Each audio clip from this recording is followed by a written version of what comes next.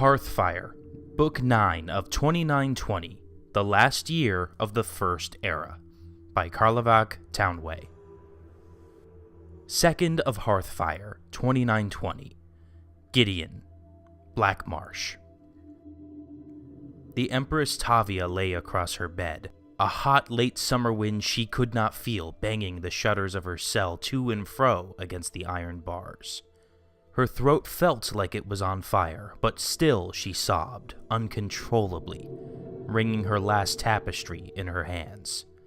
Her wailing echoed throughout the hollow halls of Castle Giaves, stopping maids in their washing and guards in their conversation.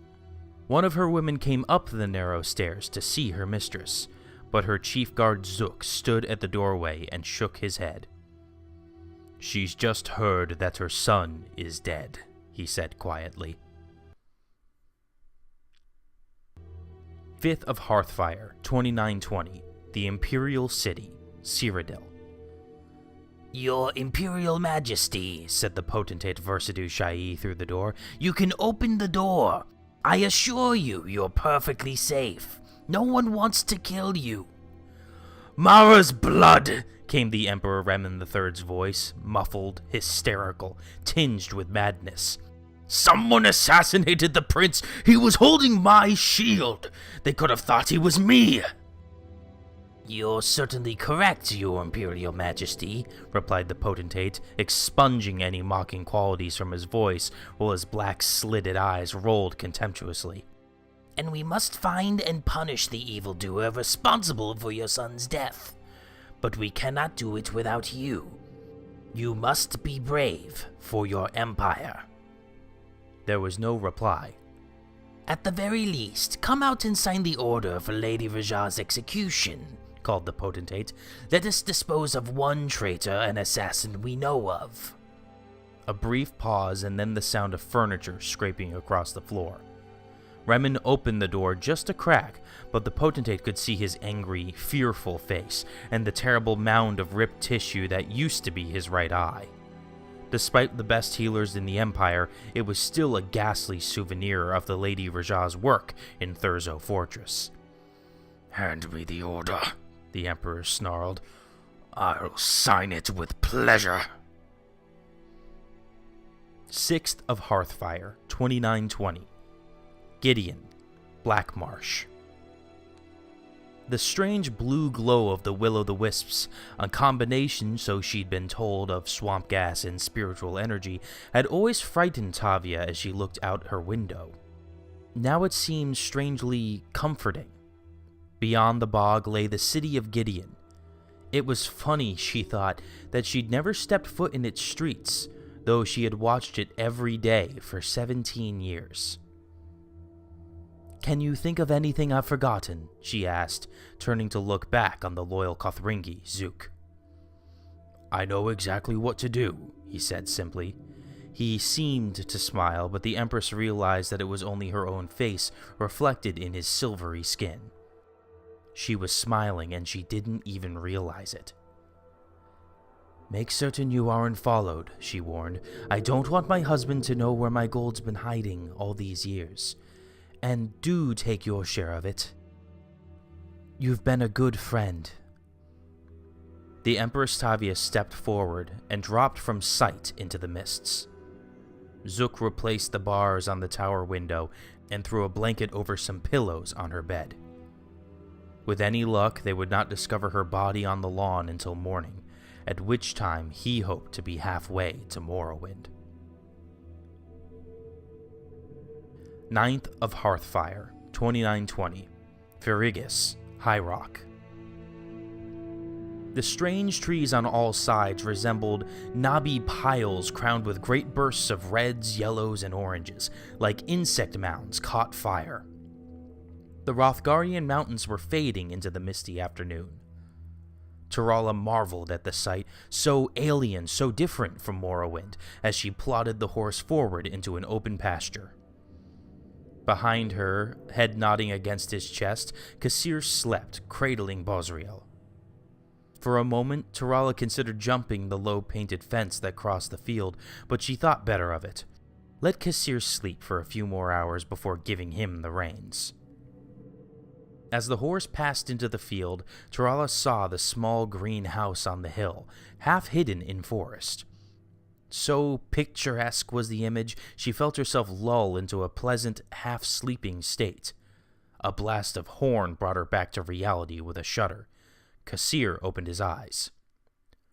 "Where are we?" he hissed. I don't know," Tarala stammered wide-eyed. "What was that sound?" "Orcs," he whispered. "A hunting party. Head for the thicket, quickly." Tarala trotted the horse into the small collection of trees. Kassir handed her the child and dismounted.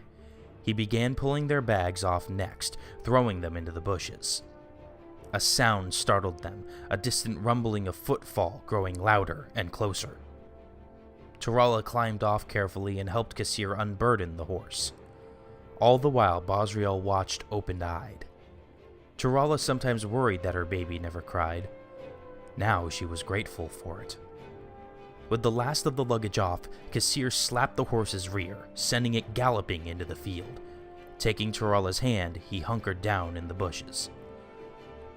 "With luck," he murmured, "they'll think she's wild or belongs to the farm and won't go looking for the rider."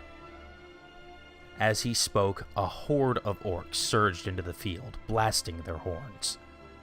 Tarala had seen orcs before, but never in such abundance, never with such bestial confidence. Roaring with delight at the horse in its confused state, they hastened past the timber where Kassir, Tarala, and Bosriel hid. The wildflowers flew into the air at their stampede, powdering the air with seeds. Tarala tried to hold back a sneeze, and thought she succeeded. One of the orcs heard something, though, and brought another with him to investigate. Kassir quietly unsheathed his sword, mustering all the confidence he could.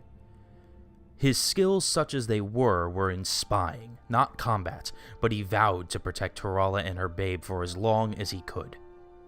Perhaps he would slay these two, he reasoned, but not before they cried out and brought the rest of the horde. Suddenly, something invisible swept through the bushes like a wind. The orcs flew backwards, falling dead on their backs. Tarala turned and saw a wrinkled crone with bright red hair emerge from a nearby bush. "I thought you were going to bring them right to me," she whispered, smiling. "Best come with me." The three followed the old woman through a deep crevasse of bramble bushes that ran through the field toward the house on the hill. As they emerged on the other side, the woman turned to look at the orcs feasting on the remains of the horse, a blood-soaked orgy to the beat of multiple horns. "That horse yours?" she asked when Kassir nodded. She laughed. "That's rich meat, that is. Those monsters will have bellyaches and flatulence in the morning. Serves 'em right." "Shouldn't we keep moving?" whispered Tarala, unnerved by the woman's laughter. "They won't come up here," she grinned, looking at Bosriel, who smiled back. "They're too afraid of us." Tarala turned to Kassir, who shook his head. "Witches. Am I correct in assuming that this is old Barbin's farm, the home of the Skeffington Coven?" "You are right, pet," the old woman giggled girlishly, pleased to be so infamous. "I am Minister Skeffington." "What did you do to those orcs?" asked Tarala, "back there in the thicket."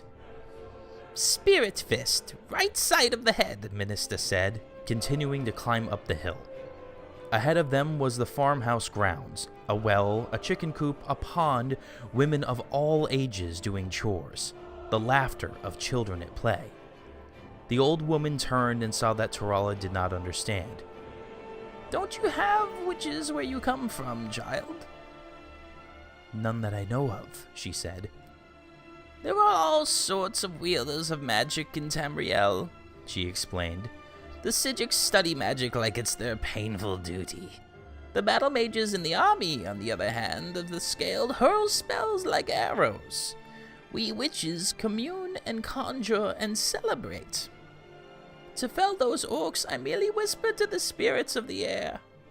Amaro, Pina, Talatha, the fingers of Kinnereth, and the breadth of the world, with whom I have an intimate acquaintance, to smack those bastards dead. You see, conjuration is not about might, or solving riddles, or agonizing over musty old scrolls. It's about fostering relations. Being friendly, you might say. Well, we certainly appreciate you being friendly with us, said Kassir. As well you might, coughed Minister. Your kind destroyed the Orc homeland 2,000 years ago. Before that, they never came all the way up here and bothered us. Now let us get you cleaned up and fed. With that, Minister led them into the farm, and Tarala met the family of the Skeffington Coven. 11th of Hearthfire, 2920. The Imperial City, Cyrodiil.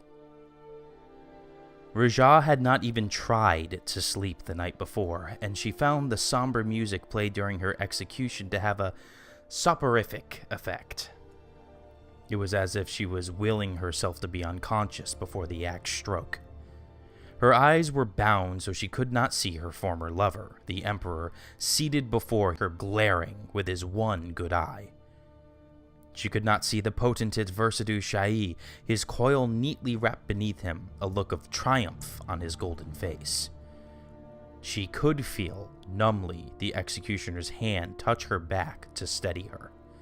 She flinched like a dreamer trying to awake. The first blow caught the back of her head, and she screamed. The next hacked through her neck, and she was dead.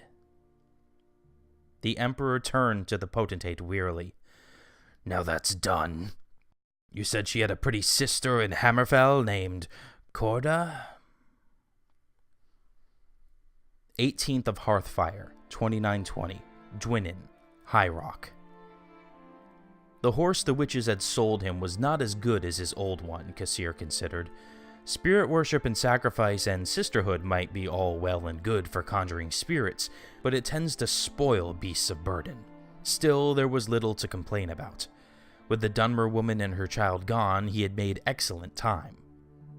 Ahead were the walls surrounding the city of his homeland. Almost at once he was set upon by his old friends and family. "How went the war?" cried his cousin, running to the road. "Is it true that Vivek signed a peace with the prince, but the emperor refuses to honor it?" "That's not how it was it?" asked a friend, joining them. "I heard that the Dunmer had the prince murdered and then made up a story about a treaty, but there's no evidence for it." "Isn't there anything interesting happening here?" Kassir laughed. "I really don't have the least interest in discussing the war or Vivek." "You missed the procession of the Lady Corda," said his friend. "She came across the bay with full entourage and then east to the Imperial City." "But that's nothing. What was Vivek like?" asked his cousin eagerly. "He's supposed to be a living god." "If Sheogorath steps down and they need another god of madness, he'll do," said Kassir haughtily. "And the women?" asked the lad who had only seen Dunmer ladies on very rare occasions. Kassir merely smiled. Tarala Skeffington flashed into his mind for an instant before fading away. She would be happy with the coven, and her child would be well cared for. But they were part of the past now, a place and a war he wanted to forget forever. Dismounting his horse, he walked it into the city, chatting of trivial gossip of life on the Iliac Bay. The year is continued in Frostfall.